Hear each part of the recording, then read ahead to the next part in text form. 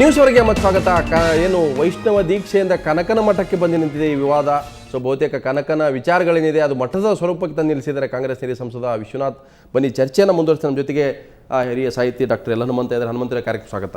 ಹಾಗೆ ನಮ್ಮ ಜೊತೆಗೆ ಮಂಗಳೂರಿನಿಂದ ಕನ್ನಡ ಸಾಹಿತ್ಯ ಪರಿಷತ್ನ ಅಧ್ಯಕ್ಷ ಪ್ರದೀಪ್ ಕಲ್ಕುರ ಕೂಡ ಇದ್ದಾರೆ. ಕಲ್ಕುರ, ನಿಮಗೂ ಕೂಡ ಕಾರ್ಯಕ್ರಮ ಸ್ವಾಗತ.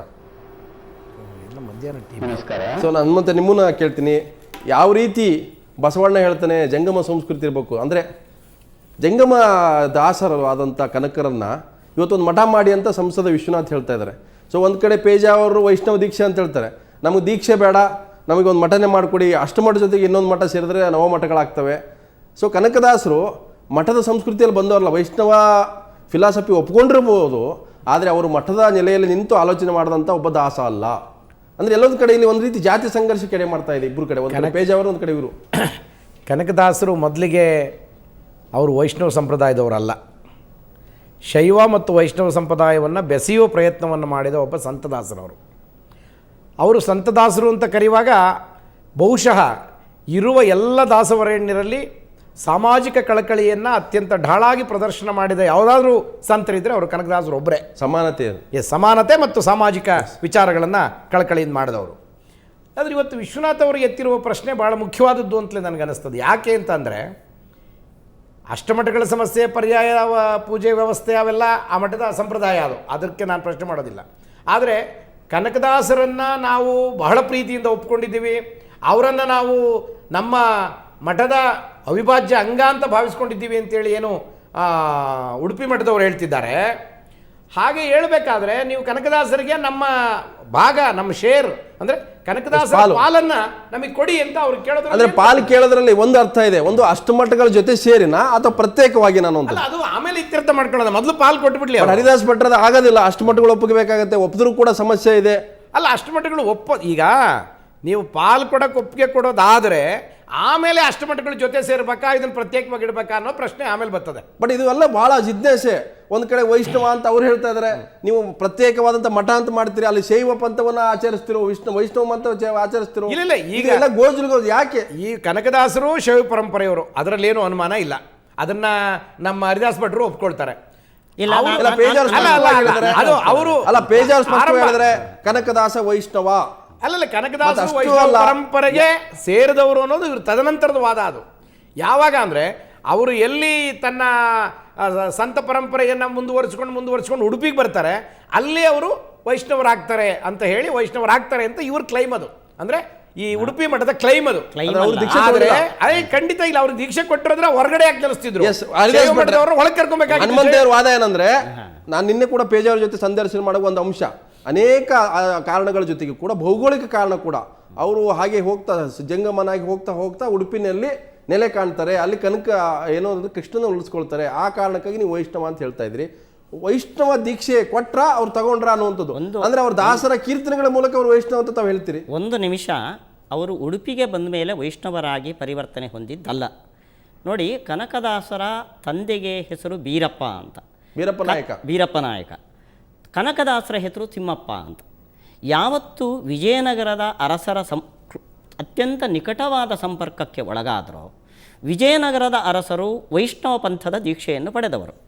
ಅವರು ಎಷ್ಟರ ಮಟ್ಟಿಗೆ ವೈಷ್ಣವ ಪಂಥವನ್ನು ಪ್ರಸಾರ ಮಾಡಿದರು ಅಂದರೆ, ಹಳ್ಳಿಗಳಲ್ಲಿ ಅಲ್ಲಲ್ಲಿ ವೈಷ್ಣವಾಚಾರ್ಯರುಗಳನ್ನು ಇಟ್ಟು ವೈಷ್ಣವ ಭಕ್ತಿಯ ಪ್ರಸಾರವನ್ನು ಮಾಡಿದವರು.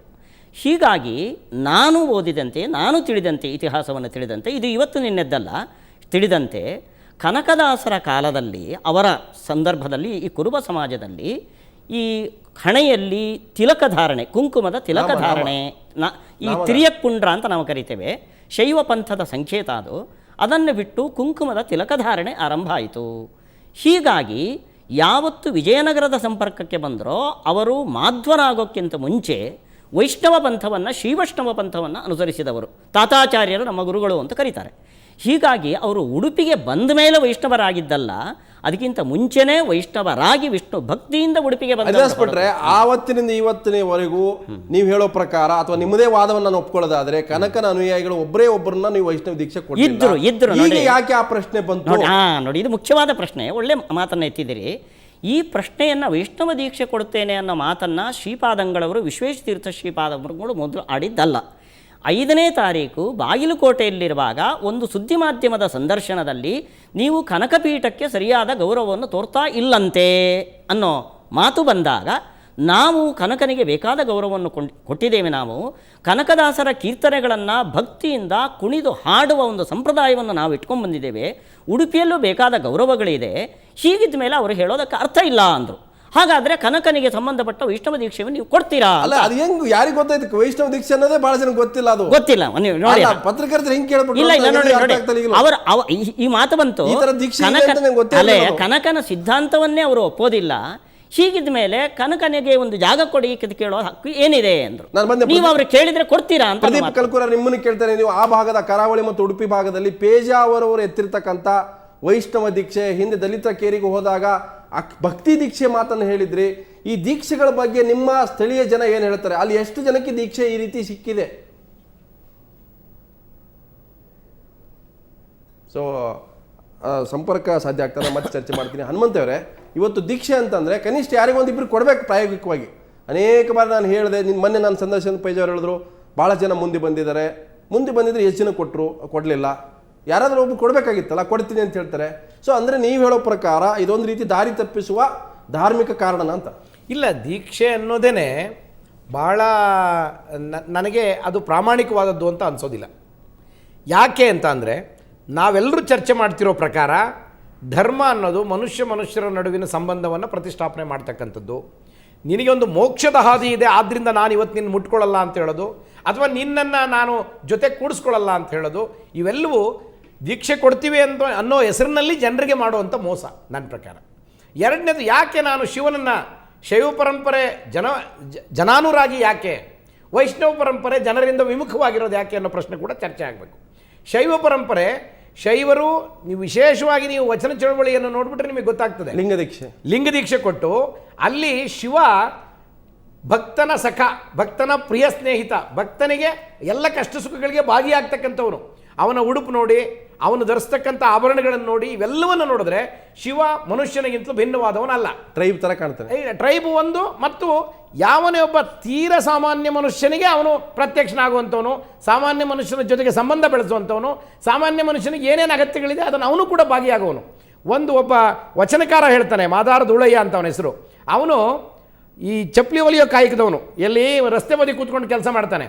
ಅವನ ವಚನ ಹೇಳ್ತದೆ, ಅಟ್ಟೆಯ ಚುಚ್ಚುವ ಉಳಿಯ ಮೊನೆಯಲ್ಲಿ ಪ್ರತ್ಯಕ್ಷನಾದ ಪರಮೇಶ್ವರನ ಕಂಡು ಇತ್ತಲೇಕಯ್ಯ ಬಂದೆ, ಕಾಯದ ತಿತ್ತಿಯ ಒತ್ತಾಡುವವನ ಮುಂದೆ ನಿನ್ನ ಠಾವಿನ ಭಕ್ತರಲ್ಲಿಗೆ ಹೋಗಿ ಮುಕ್ತಿಯ ಮಾಡು ಅಂತ ಹೇಳ್ತಾನೆ.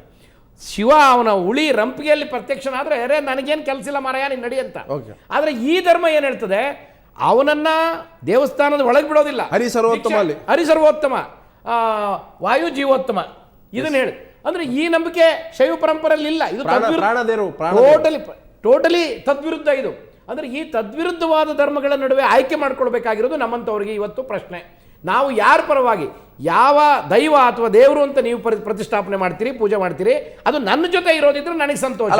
ಅವ್ರು ಹೇಳೋ ಆಚಾರ ವಿಚಾರ ಇದೆ, ಒಂದು ಮತ ಇದೆ, ನಮ್ದು ಒಂದು ಮಾಧ್ಯಮ ಮತ ಇದೆ, ಅದರ ಪ್ರಕಾರ ಮಾಡಬೇಕಾಗುತ್ತೆ. ಒಂದು ನಿಮಿಷ, ಬಹಳ ಕರೆಕ್ಟ್ ನೀವು ಹೇಳಿ. ಒಂದು ನಿಮಿಷ. ಹಾಗೆ ವೈಷ್ಣವ ಪಂಥ ಅನ್ನೋದು ವಿಷ್ಣು ಸರ್ವೋತ್ತಮತ್ವವನ್ನು ಸಾರೋದ್ರಿಂದ ವೈಷ್ಣವ ಪಂಥ ಅಂತ ಹೆಸರು ಬಂತು. ಶೈವ ಪಂಥ ಅನ್ನೋದು ಕೂಡ ಶಿವನ ಸರ್ವೋತ್ತಮತ್ವವನ್ನು ಒಪ್ಪಿದ್ರಿಂದ ಬಂತು. ಒಂದು ಮುಗಿಸ್ತೇನೆ ನೋಡಿ. ಶೈವ ಪಂಥಕ್ಕೂ ವೈಷ್ಣವ ಪಂಥಕ್ಕೂ ವಿಶೇಷ ಏನು ಅಂದರೆ, ಶೈವ ಪಂಥದಲ್ಲಿ ಶಿವನನ್ನು ಗೌರವಿಸೋದರ ಜೊತೆ ಉಳಿದ ದೇವತೆಗಳನ್ನು, ಉಳಿದ ಪಂಥಗಳನ್ನು ವಿರೋಧ ಮಾಡು ಅನ್ನೋ ಒಂದು ಅಂಶ ಅಲ್ಲಿದೆ. ವೈಷ್ಣವ ಪಂಥದಲ್ಲಿ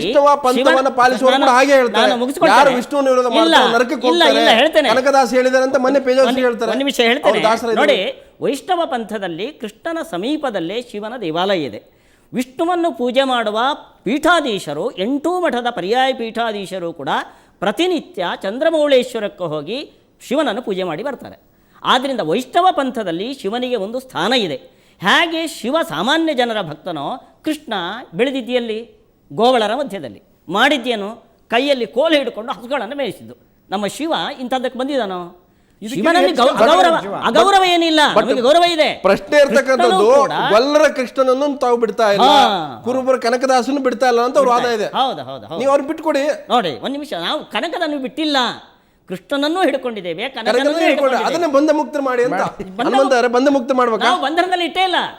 ಅಲ್ಲಲ್ಲ, ಬಂಧನದಲ್ಲಿ ನೀವು ಇಟ್ಟೇ ಅವರಿಗೆ ಇಲ್ಲ. ಯಾರು ಕನಕ ಭಕ್ತರಿದ್ದಾರೋ ಅವರಿಗೆ ನಿಮ್ಮ ಮಠದಲ್ಲಿ ನೀವು ಕನಕರನ್ನ ಈಗ ಕೃಷ್ಣನ ಸ್ಥಾಪನೆ ಮಾಡಿದ್ದೀರಲ್ಲ, ಹೌದು. ಕೃಷ್ಣ ಭಕ್ತರನ್ನ ಅಲ್ಲಿ ಅವಕಾಶ ಮಾಡಿಕೊಡಿ ಪೂಜೆ ಮಾಡಕ್ಕೆ. ಕೃಷ್ಣ ಭಕ್ತರು- ನೀವು ಕೃಷ್ಣ ಭಕ್ತರನ್ನ ಒಪ್ಕೊಳ್ತೀರಿ, ಹೌದೌದು ಕೃಷ್ಣನ ಭಕ್ತನಾಗಿರೋದು ಒಳ್ಳೇದು ಅಂತ, ಆದ್ರೆ ಕೃಷ್ಣನ ಪೂಜೆ ನಾವೇ ಮಾಡಬೇಕು ಅಂತೀರಿ. ಸ್ವಾಮಿ, ಇದು ಯಾಕೆ ತಾರತಮ್ಯ ಯಾಕೆ? ಈ ದ್ವಂದ್ವ ಯಾಕೆ ಅಂತ? ಸ್ವಾಮಿ, ಕೃಷ್ಣನ ಭಕ್ತರು ಕನಕರೊಬ್ಬರೇ ಅಲ್ಲ, ವಾದಿರಾಜರು ಇದ್ದಾರೆ, ಪುರಂದರದಾಸರು ಇದ್ದಾರೆ, ಚೈತನ್ಯ ಪಂಥದ ಚೈತನ್ಯ ಗುರುಗಳು ಆದ್ರೆ ಇದ್ದಾರೆ. ಕೃಷ್ಣನ ಒಲಿಸ್ಕೊಳ್ಳೋದಲ್ಲ ನಾವು ಅವರು. ಅಲ್ಲಿ ಇರೋದು ಅದು ಕೃಷ್ಣ ದೇವಸ್ಥಾನ ಮಧ್ವಾಚಾರ್ಯರು ಪ್ರತಿಷ್ಠಿತ ಅನ್ನೋದು ಪ್ರಾಮುಖ್ಯತೆ ಹೊರತು ಉಳಿದವರ ತಂದು ಬೇರೆ ಪ್ರತಿಮೆ ಇಟ್ಟರೆ ಆ ಪ್ರತಿಮೆ ಅಂದ್ರೆ ಗರ್ಭದ ಒಳಗೆ ಬರೋದಿಲ್ಲ, ಗರ್ಭಗುಡಿ ಬರಲ್ಲ, ನೀವು ಹೊರಗೆ ಇರ್ತಾರೆ. ಹೊರಗೆ ಇರ್ತಾರೆ. ಮತ್ತಷ್ಟು ಚರ್ಚೆ ಮಾಡ್ತೀನಿ, ಅದಕ್ಕಿಂತ ಮೊದಲು ಒಂದು ಬ್ರೇಕ್.